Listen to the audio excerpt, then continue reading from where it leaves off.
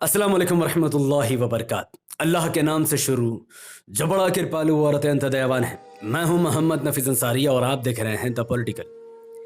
बीते 2 दिन पहले पार्लियामेंट में हमारे देश के संसद के अंदर बैरिस्टर असदुद्दीन ओवैसी साहब की तारीफ की गई। किसी मुसलमान सांसद ने नहीं किया है, बल्कि भारतीय जनता पार्टी के एक सांसद ने, एक मेंबर ऑफ पार्लियामेंट ने बैरिस्टर असदुद्दीन ओवैसी साहब के काम की ऐसी तारीफ की कि पार्लियामेंट में मौजूद जितने भी सांसद थे, संसद के अंदर मौजूद जितने भी सांसद थे, उन सब ने मिलकर, चाहे वो बीजेपी के हो चाहे कांग्रेस के हो, बैरिस्टर असदुद्दीन ओवैसी साहब के तालियां बजाई, टेबल को ऐसे ऐसे करके मारा और उनका मान सम्मान को बढ़ाया। जी हाँ, डॉक्टर निशिकांत दुबे उत्तराखंड गोड्डा से भारतीय जनता पार्टी की तरफ से एक सांसद है। उन्होंने बैरिस्टर असदुद्दीन ओवैसी साहब की तारीफ की। जिस तरीके से बैरिस्टर ओवैसी साहब ने उनके क्षेत्रीय लोगों की मदद की। हैदराबाद के अंदर उनके लोग भूखे मर रहे थे। हैदराबाद के अंदर भारतीय जनता पार्टी को वोट देने वाले वर्कर भूखे मर रहे थे, तो निशिकांत दुबे ने बैरिस्टर असदुद्दीन ओवैसी साहब से मदद की अपील की और विद इन हाफ आवर वो जितने भी भूखे लोग थे, वो सबके जितने भी हिंदू थे, उन सबको बैरिस्टर असदुद्दीन ओवैसी साहब ने खाना पहुंचाया और उनके पेट में अनाज डालकर इस बात का प्रमाण दिया कि भारत का इकलौता और ईमानदार सांसद अगर कोई है तो वो बैरिस्टर असदुद्दीन ओवैसी साहब है।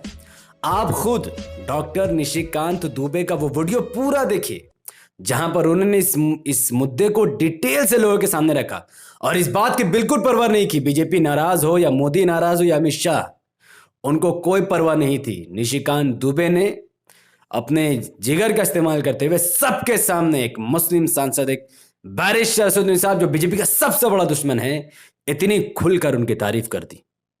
खुद के लोकसभा के लगभग 70-80 हजार लोग पूरे देश भर में फंसे हुए थे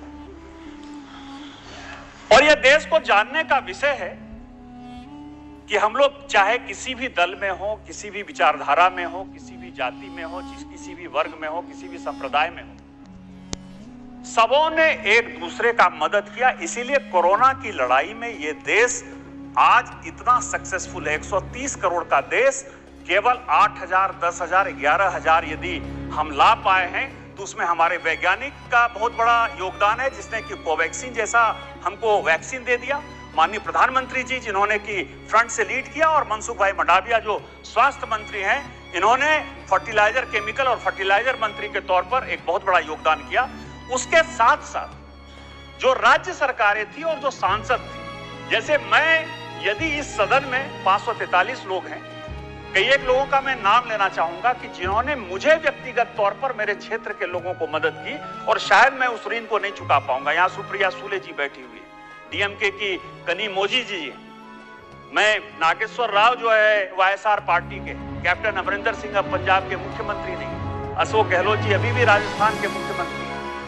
कोई ऐसा प्रदेश, कोई ऐसा राज्य नहीं था, चाहे मनोहर लाल खट्टर जी हो, चाहे शिवराज सिंह चौहान जी हो, चाहे बहन सुश्री ममता बनर्जी जी हो, कोई ऐसा राज्य नहीं था जिन्होंने कि हमने उनसे मदद। असदुद्दीन ओवैसी साहब यहाँ बैठे हुए कि मेरा कुछ लोग जो है इतना भूखा था कि वो लगता था कि आधा घंटा 1 घंटा में जो है वो मर जाएगा। मैंने ओवैसी साहब को जो है ट्वीट किया, ऐसा भी नहीं कि फोन किया, आधे घंटे के अंदर खाना पहुंच गया।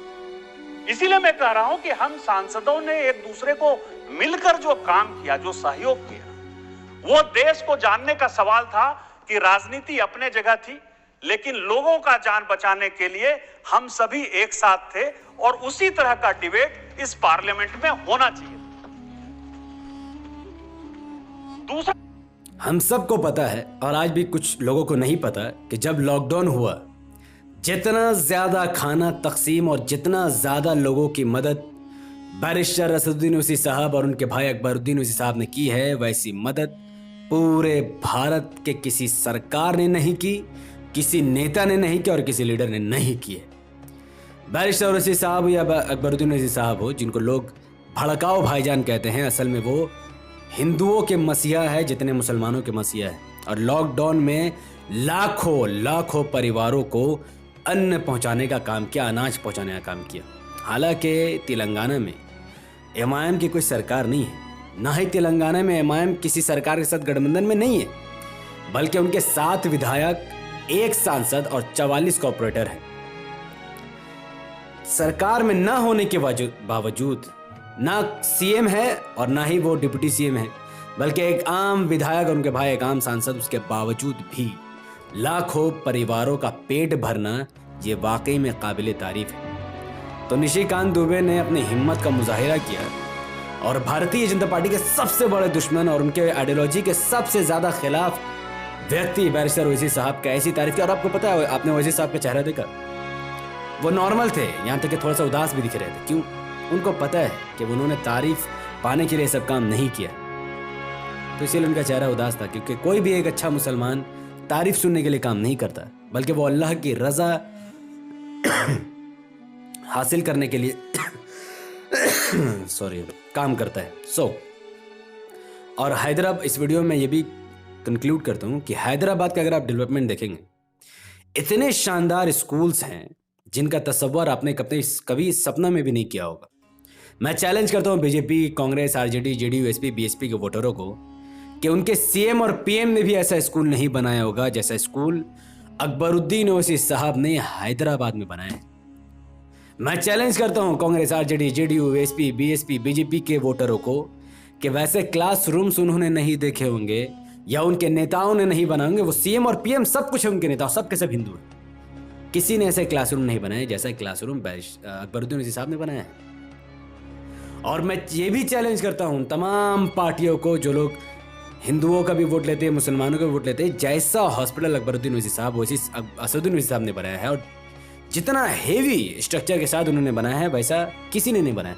खुद मोदी देश का पीएम होकर ऐसा हॉस्पिटल नहीं बना सकता है जैसा हॉस्पिटल अकबरुद्दीन ओवैसी साहब ने बनाया। और हॉस्पिटल के अंदर की क्लैरिटी, साफ सफाई, इक्विपमेंट, ऐसा पूरे भारत में सिवाय हैदराबाद के अलावा कहीं नहीं। कोई सरकार ने, चाहे राज्य को चाहे सेंट्रल की, किसी ने ऐसे नहीं बनाया। तो हिंदू या मुसलमान, हम सबको मिलकर बैरिस्टर असदुद्दीन ओवैसी साहब और अकबरुद्दीन ओवैसी साहब का समर्थन करना चाहिए और उनके पार्टी ऑल इंडिया मजलिस इत्तेहादुल मुस्लिमीन को वोट देना चाहिए। चाहे हिंदू या मुसलमान, हम सबको ऐसे स्कूल, कॉलेज, हॉस्पिटल और डेवलपमेंट की ज़रूरत है और हम इस बात से पीछे नहीं हट सकते। ये रियलिटी है। और पूरे लॉकडाउन में जिस तरीके से उन्होंने मदद, और ख़ासकर मुसलमानों ने भी मदद की है, और यकीनन उस लॉकडाउन में ना आरएसएस का पता था, ना बजरंग दल का पता था, ना ही रूढ़िवादी हिंदू संगठन का पता था जो हिंदुओं को मूर्ख बनाकर बीजेपी को वोट डलवाते हैं। तो हिंदुओं को फैसला करना है कि उनका नेता कौन, ओवैसी या बीजेपी, मोदी। आप अपनी बात कमेंट पर रख सकते हैं। हमारे यूट्यूब चैनल द पॉलिटिकल को सब्सक्राइब कीजिए, बेल आइकन क्लिक कीजिए, इस वीडियो को जितना ज़्यादा हो सके उतना ज़्यादा वाइडली शेयर कीजिए, इसको लाइक कीजिए, अपनी बात कमेंट पर रखिए। और अगर आप इस वीडियो को हमारे फेसबुक चैनल द पॉलिटिकल पर न्यूज़ पर देख रहे हैं तो इसे कम से कम 5 ग्रुप में शेयर कीजिए और इस पेज को लाइक और फॉलो ज़रूर कीजिए। और ओवैसी साहब का हमेशा हमेशा साथ दीजिए क्योंकि वो डिजर्व करते हैं, वो डिजर्व है। शुक्रिया।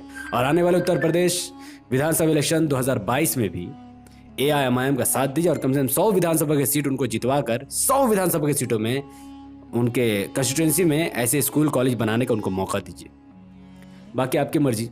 गोबर का खाने का आदत है और पेशाब पीने का आदत है तो फिर मत दो एमआईएम को वोट, और अगर डेवलपमेंट का आदत है तो एमआईएम को वोट दो। अस्सलाम वालेकुम रहमतुल्लाहि व बरकातहू। अल्लाह की सलामत रहमत व बरकातहू तमाम भाई और बहनों पर हो। मैं अल्लाह की पीस अपॉन अस। जब तक अकबरुद्दीन ओवैसी है, चंद्रायन गुट्टे हलके में कोई भूखा नहीं सोएगा। जब तक मैं जिंदा हूं, हर किसी की मदद करूंगा, करते रहूंगा।